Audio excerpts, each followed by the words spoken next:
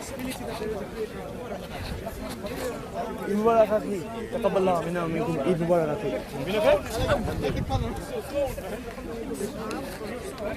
Rather than typical arguments that you hear from people, because not everyone has same kind of demands. Some people might say, look, I want to see God with my own eyes, then I will believe. And even if they saw something and that something said I'm God, you'll find these people won't believe. Okay? The Quran actually makes this kind of response to arguments like this. There are people who say if there were stairs ascending up to the sky, they will say our eyes are bedazzled. We are deluded. We have been, under an illusion of some kind. They would not believe. They'll try to make some excuses. So some people, even at the time of Prophet Muhammad ﷺ, or other prophets even before, they demanded a higher level of proof like this, like I want to hear God directly. When they saw clear evidences of many kind, their response was, this is magic. This is magic. It's purely magic. So they found a way of showing their excuse and saying, oh no, that's magic. You made a trick, some kind of act of magic on us. You're not going to believe. So that means they weren't sincere in the first place. Because if they saw, for example, the Red Sea, perhaps, one of the seas that was parted and there was an open, dry path going across, and Prophet Moses took the Israelites safely across the other side, and he had the Egyptians, the army of the Pharaoh, trying to follow through. They could see it, and they didn't just say, oh, it's magic. They actually went through chasing them. If they just believed in magic, they would have said, I'm not going to go in the middle of the ocean, we're going to all be drowned. They followed through in dry land because it's parted. But in the middle, of course, the sea overcame them from all sides and they got drowned. And then some of them, even including Pharaoh, says, now I believe. But God tells us that at that point, it's not acceptable. When death comes to you and you say, now I believe, this belief is not acceptable.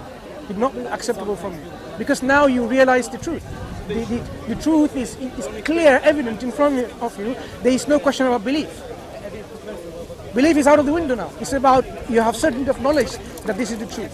So at that point, a belief is not acceptable. So in this life, we are placed with our intellectual faculty to arrive at our intellectual conviction about God, about the truthfulness of the Prophet and the truthfulness of the scripture they bring. That's where our faith comes in, based on our conviction, intellectual conviction. If God so wanted, He could have made everyone the believer. Everyone believed in Him. And everyone did everything exactly like Allah wanted them to. But would there be a role of free will anymore? There won't be. Because you will be doing what God wants you to do. You can't do anything other than that. So you will not have any free will. Your crowd now. So you will have do you understand? You won't have any free will anymore. Yeah. But you and I will accept that we have some amount of free will. Because we have free will, there are some people who would exercise this free will in a good way and others won't. You know how a knife can be used to, chop your vegetables and your fruits or kill someone, depending on what you use. The knife itself is not evil in itself. It's just a tool, but how you use it makes it, the action, evil.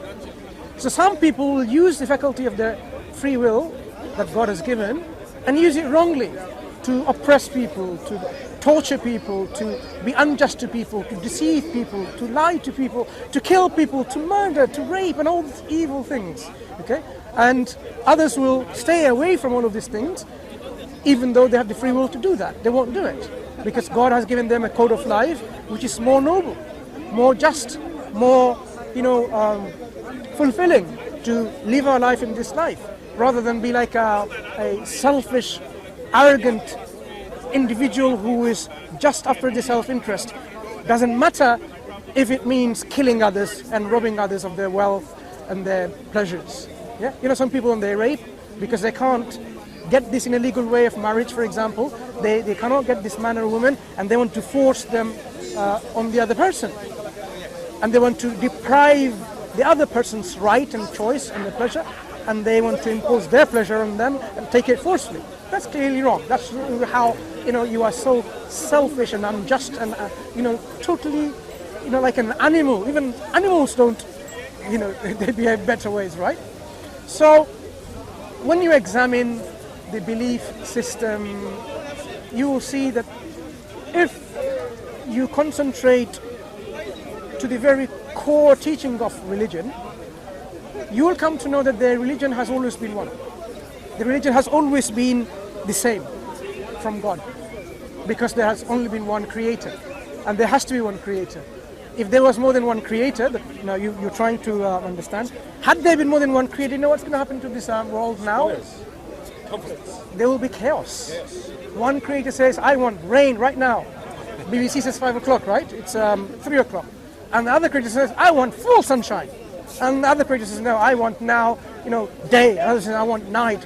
I'm just giving you some example of weather, right? What's going to happen? You can't have all of this simultaneously and at the same time. It's not going to be possible. So because this universe and the workings of the universe demonstrate towards the working of a unified organizer, unified planner, unified designer, it is only reasonable to accept that there is one creator, one designer, one originator, one intelligence, one God. So when you think about how do I know all of these things, you read the universe and you will see the universe will tell you. Do we have evidence for gravitons, the gravitational particles? We don't. Well, not to my knowledge today. I haven't been reading for a little while, but I don't think we have discovered gravitational particles. It's still a theory based on gravitational waves and forces where there is a pull between two objects. So a heavier object, for example, if it's a bigger mass and so on, it will pull the smaller objects towards itself. Like the Earth is all pulling towards the center of it. Okay, that's why we don't fly over. We are still, if you jump, we fall. Newton's apple didn't go up the sky; it fell. Okay, that's how he was able to, come up with these laws of gravitation and so on. So the fact that we don't see gravity, but we see the effects of it. The effects, we don't see it. If you look at, we can't see it with our five senses. The effects is proof enough. The gravity is real. So if you examine this world, this cosmos, the effect that the creator designer has within the universe is proof itself of the creator, of the designer. You don't have to see the designer to believe in it. The effect is there. The organization is there. The planning is there. The constants of our universe. These constants didn't just come about by some random chance. That's what people believe. Randomness don't generate precision. In which laboratory that random accidents generated the next generation of your technological tools, whether your watch, your phones, your computers, your aeroplanes, your fast cars, none of them cannot, generate things like that. Part of this argument is that you believe that God exists, who's incredibly powerful, incredibly intelligent, he just exists uncaused. No, that's not my argument. My argument is something different. Designer. No, my argument is, if you look at this universe, designer. You see, the designer doesn't need a designer. Okay. Is your question should the universe? Sure. Is your question meaningful? Yes. Okay. So, let me ask you a similar question. Who is the father of Santa Claus? He invented the class. There's no Santa Claus. Okay. So if I ask a question like who's the father of Santa Claus when Santa Claus doesn't exist, the question is not meaningful. If you don't believe God exists, then ask who created God. It's not a meaningful question. It's a philosophical question. No, it's not a meaningful question from your side. It's a logical question because you all want to believe there's a creator who's incredibly powerful, incredibly intelligent, just exists uncaused. At the same time, you claim the universe, which is far simpler, cannot exist uncaused. That's I was only. It's not. I'll tell you in a contradiction. Allow me to explain why. One thing to exist uncaused for God, but not the universe. No, allow me to explain. If you are going to ask a question, the question that you should ask should be meaningful to you. It is. Good. Do you believe in a God? No.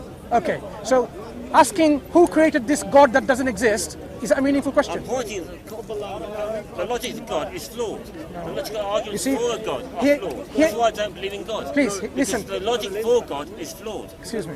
It's a logical Remember- argument for God, and it's flawed. I want to understand whether the question you ask is meaningful to Yes, you. it is. Right. So you don't believe in a God that exists, right? Right. So if you then ask, who created this God that doesn't exist? How am I supposed to answer? Tell me. It's supposed to give me some way of Wait. So let me answer the question.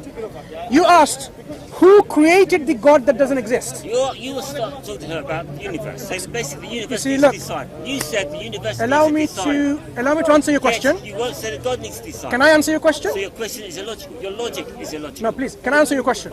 Okay. Who created the God that doesn't exist? Nobody doesn't exist. I'm answering your question. Why are you not allowing me, giving me the chance? So your question is this: who created God that doesn't exist? Now, to me, a question, if you're going to ask me, has to have some meaning. It must have potential answers. It must allow me to finish, and it must be free from contradictions. Yes. Any question, to be a question, must have two essential properties. One of them is it must be free from contradiction. It must have potential answers. If it doesn't have potential answers, it's not a question. It's a rhetorical statement. Okay. So let's see whether your question has those two potential answers or criteria, whether it's free from any defects. Who created the creator that doesn't exist? Now, this question is defective because it is asking me to answer about something that doesn't exist that was a creator of. So it's a contradiction within itself. How? Let me allow me to finish. Who created God that doesn't exist? If something doesn't exist, the question is asking who created it is actually meaningless because that thing doesn't exist. You cannot ask who created that doesn't exist. So your question is defective. It's not a question at all. I was saying that the universe needs to decide. No, listen. God needs to decide. If you're going to ask a question, I would expect you asking me. God does not need to be a designer. The universe does not need a designer. That's my question. That's my point. My friend, Do you agree? God can exist Do you agree your question is the universe can meaningless? exist uncaused. Do you agree your question is meaningless to you? No, it's perfectly meaningful. Okay. So imagine now I ask you a question. Who is the father of something that doesn't exist? Nothing. No one. Okay, so I answered the same way. God was not created by anyone. Yes, he was. Good. So let me continue now. I answered the answer. God was is uncreated. That's what we claim anyway. God is uncreated and has to be uncreated. So let me. The universe has to be created. Excuse me, please. Which is a I've answered. contradiction is. Look, I've answered your No, question. you have not. Because you avoid the contradiction. You avoid the point. Okay. If God can May I exist ask uncaused, everyone else the universe here, can exist Did I uncaused. answer his question? Yes, you did. No, you did not. Contradicting yourself. No, I'm not. Okay. No, I you're said, not. Perfectly logical points. I used, brother, I used, Against her, God has to exist. excuse me, allow me to finish. Allow me to finish. It's like saying I the universe is a answered, creator. I answered But the universe doesn't. exact same way that you answered. So I actually borrowed the answer from you. No, you did not. I did. Conversation started because I'm agnostic. He's not trying to convince me. I'm learning. There's no Yes, but I'm argument. pointing out logical contradiction here. He's trying to say that the universe needs a designer. And I'm saying if God can exist without a designer, the universe can exist without a designer. That's The reality is, reality is, He's avoiding the question. the reality is the universe is not self-conscious. So what? I only opened my mouth and haven't finished my sentence yet. Okay? So what? You see, if you let me finish, then you will understand why. Do you understand? Good. So, the universe is not believed by atheists, scientists, humanists, secularists, or agnostic to be something that possesses consciousness, self-awareness, intelligence, will, four qualities. They don't believe any of that. So the universe doesn't have a brain of any kind. Because we say brain to someone like a biological system, which thinks and organizes and plans and reflects and so on, right? So when we say about awareness, something that is making you aware that you're in existence, that you have knowledge of yourself and your surroundings. Okay, so the universe doesn't have any of that. It doesn't even know that it exists. It doesn't have this awareness that it exists. Neither it has the will to do something, because it doesn't know that it exists. It can't do anything. It doesn't have the power to do anything. So this universe doesn't have any of these things for it to do anything, because it's simple. Quantum physics makes things happen. This universe doesn't have a will. It doesn't need one. Because it doesn't have a will, It needs a will. so it cannot do anything by itself. It does. Why does it need a will to do something? Things just happen. When the universe does something, does it know what it's doing? Does it know? So it does things not knowingly. Let's understand, brother, just understand one thing. Universe does certain things. Does it know it's doing it? No. It's not. So how do you know universe is doing it? It is doing it. You can see it. No. Just is, it's not an explanation. You can see it doing it. It's okay. No. Just is, it's not an explanation. If I say, like, my proof that God exists is He exists. It just is. Would you accept that as an explanation, a proof? Would you? Right. So I am not going to accept your it just is as a proof or an explanation. So now tell me, please kindly, why do you say the universe is doing things that you claim it does? Quantum physics. Sorry? You understand quantum physics. Quantum physics explains it all. Quantum physics. Why? So I have to now assume you understand quantum physics, right? Reasonably well. Good. Well enough. Okay. Well enough. If some things are not in existence, very important, I want you to focus on it.